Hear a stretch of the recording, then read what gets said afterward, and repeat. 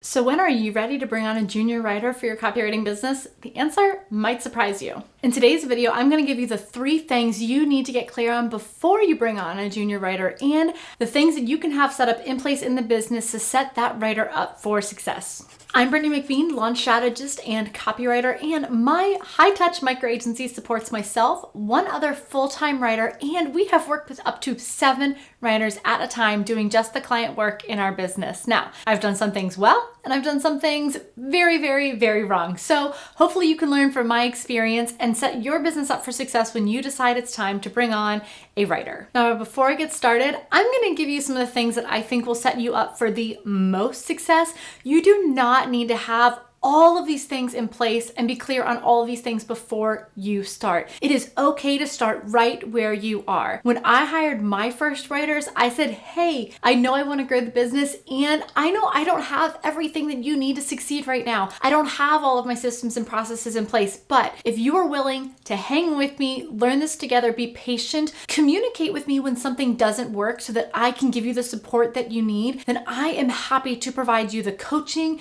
and the support that you need. My entire business is open to you so that you can get out of this experience what you want. So when I started working with writers, it was a collaborative growth effort. I did not have my shit together before they came in, and you don't have to either. But before you hire a writer, if you can get clear on a couple things, then you can really help communicate to them exactly what they need to be doing in your business to help you reach your goals. So number 1, if you can get clear on the revenue that you want to make, and I know everyone says that, but do you want to scale your business as high as it can possibly go to multi-6 figures, maybe even a 7-figure business, and you want to be doing as much client work as possible? Or do you need to keep your margins really, really, really, really high and therefore only have a little bit of support and be doing as much work as you possibly can? Just get clear on generally what you want the finances to be, and if you're okay with enough being enough, and therefore you don't need to hire a ton of people, you don't need to take on as many clients as possible, or do you just want to see how big you can grow and how much you can make? There's no wrong answer, but you do have to get clear on that, at least when you make your first hire. And guess what? You can always change your mind. Okay, number 2, how many hours a week do you want to work? If you really want to be scaling back your time as much as possible, maybe you only want to work inside your business for 20,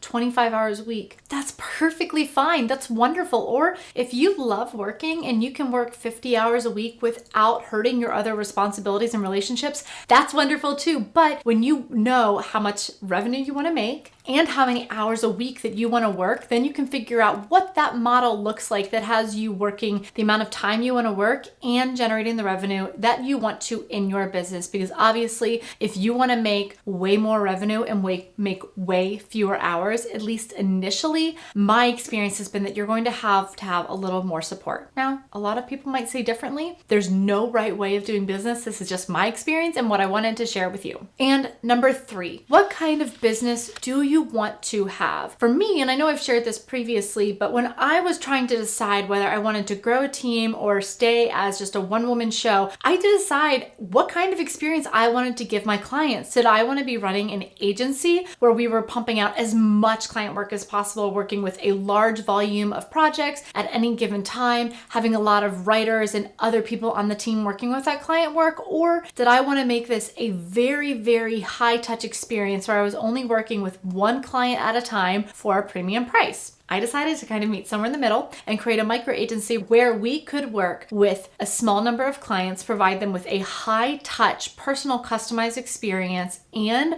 have some other people on the team helping with that client work. So just get super clear on the business that you are working towards in the next 12 to 24 months. And like I said, you can always change your mind. But when you're making your first hire, I encourage you to at least have some idea of what you want based on the amount of revenue you want to make, the amount of time you want to be working in your business, and the type of business you are actively working towards building. Now, before you start working with a writer, there are a few things that you can have already set up in your business or at least be actively working towards that can really set both of you up for success. And again, you don't have to have these things, but these are the things that you should be thinking about creating or implementing as you begin to grow your team. So the first thing, your process. What is your process? You do not have to have a multi-step, complicated, time-tested process already built out out in your business. But I would encourage you to start just getting clear and understanding what you do that makes your work different. What do you do differently? And what are the non-negotiables in your client work? That if someone came in and they didn't do these things, it would not feel like you were delivering the work that your client hired you for, right? So just get clear on what are those non-negotiables in your process that you want to communicate with someone who's working inside your business. What do you need to tell them about specifically how you serve clients, the work that you do, the order in which you do it, the things you add on, and what you do not do. Just have a general sense of that so that you can communicate that to your new writers. Number 2, what resources are you going to provide your writers? Do you have a writing guideline? I didn't when I first started hiring writers, and then I started realizing as writers were turning work in that it didn't look the same. It was all in a different format, and I actually had a preference. I didn't know that I did. So we started creating guidelines that just say, when you turn in your work, it needs to look like this. What is that general format? If you can communicate that to the writer right off the bat, you're gonna cut down on a lot of back and forth. What resources do you need to provide them in terms of the tools that you use, how to communicate with you? Do you use a project management software? Do you use Trello or ClickUp? What can you teach them that is going to shorten their path to success in working with you and prevent them from blowing you up in Slack or Voxer or your email asking, how the heck do they do this work? Which brings me to the next thing. How do you want them to communicate with you? Just get super clear on when they communicate, where they communicate, and how they communicate. My team knows that if they need me to do something for them, if they want to add something to my to-do list or they need my approval or feedback on something, it needs to go in Trello. That is where I use my to-do list. If they send me an email, it's not getting a response because it's getting lost. I'm terrible in my inbox, so we minimize email as much as possible. I'm also pretty terrible with Slack. So they will talk to my OBM and my integrator in Slack. They talk to Erica in Slack, but with me, it's Trello or Voxer. They know that if they need to get in touch with me quickly, if it's either an emergency or they need a really quick response, you got to hit me up in Voxer. If not, put it in Trello, and that is how you can get my attention. Okay, what resources are you going to give them for the client work? Do they have full access to the intake form? Are you going to be giving them a debrief? Do you need to talk with this person every single time you give them a new project? Or do they have all of the client information? Do you have an intake form that gives the writer everything that they need to do this project so you don't have to spend time doing a debrief call? Are you doing strategy calls? Do you have these milestone meetings in your business with your clients that the writer has access to?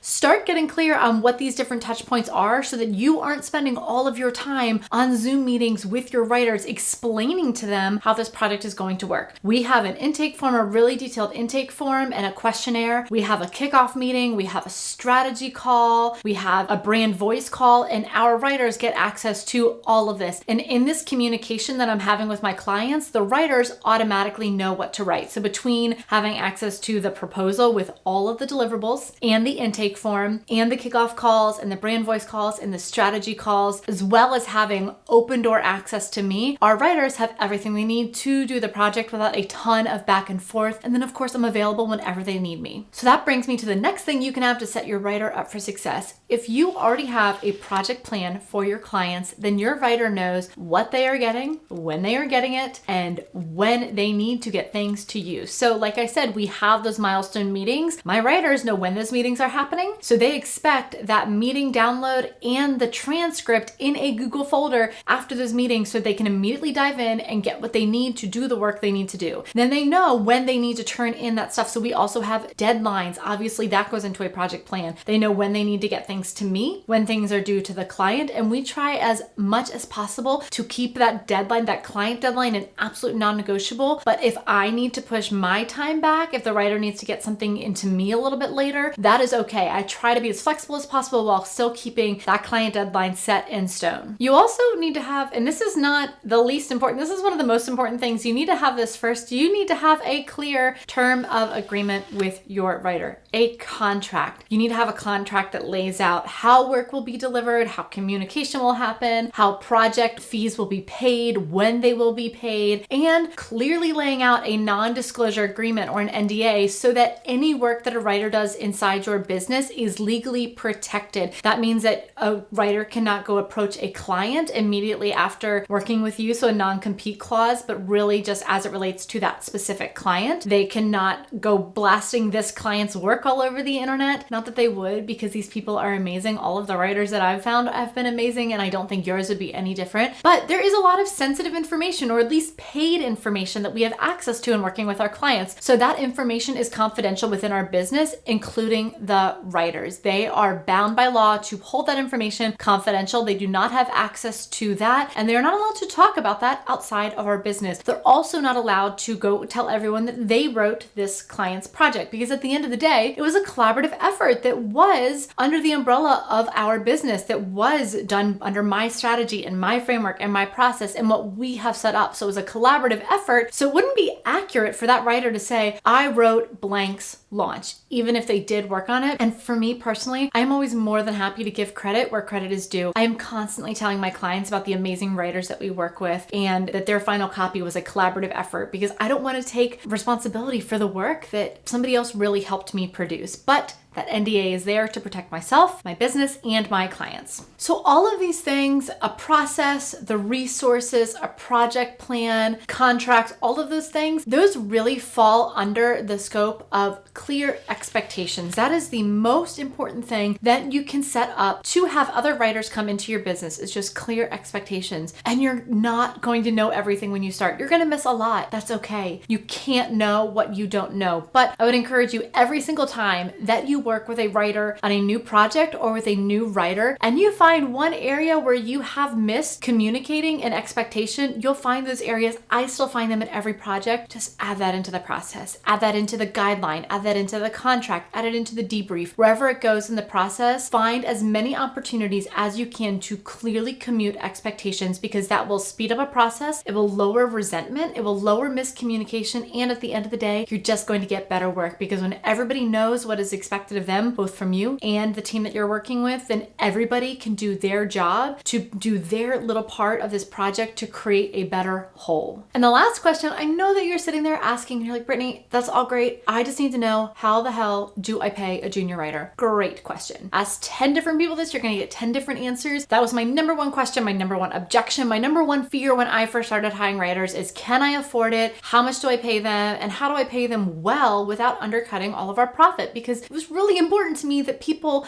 felt valued and important by the rate I was paying them. They didn't feel used, but also that we were still making a profit so that we could sustain the business and the rest of our team. Because if I pay that writer so well that I can't keep a business that keeps paying writers, I'm not doing anyone favors. So what we decided to do was to take the entire project investment, subtract estimated taxes, and then give a writer 30% of that project if they were handling the whole project, which means the business is taking 70% after taxes. Now, that feels uneven if a writer is doing all of the client project, but you have to remember, our business is generating that lead, selling that lead on the sales call, paying for all of the software and the tools and all of the moving pieces that keep the business functioning. I'm doing all of the client calls, all of the communication. I'm paying a full-time employee to manage that process. So when you look at it, that's 70% that the business is taking is really creating an ecosystem that makes that writer's work as easy as possible, so that that 30% that they're making is really, really fair when it comes to the work that they're doing. Now, that is where we start when I'm working with a new writer, because obviously there's going to be a lot of time learning each other and me going back and forth and talking with them. So it makes sense to have that 30-70 after taxes split. After we've worked with the writer for a little bit and they know the process and they are giving me phenomenal work that I'm having to do minimal copy editing, and our back and forth is really minimized because they know the framework, they know the process, then we switch that to 60-40. That is how we have structured the payment in our business. There might be something that works better for you or that feels more fair to you. You definitely have to try it out, but I would really encourage you not to be thinking about how little you could get away with paying your writers, because at the end of the day, the more you pay someone, the more they feel valued and respected, and the more valued and respected someone feels, the more effort they want to put into the work that they do with your business, and the longer they're going to stick around. So if you have any questions about what it looks like to work with a team of writers, leave it in the comments below and I will make sure to either answer it, or if we need to, just create another video. Don't forget to give this video a thumbs up and subscribe. And if you want a resource, there's a link in the comments for a Trello board that we use to manage all of our client projects, so that as you are bringing on new writers and taking on more clients, you can keep everything nice and clean and streamlined so that your client deadlines are getting met, your projects are being managed efficiently, communication is happening, and both your writers and your clients are happy.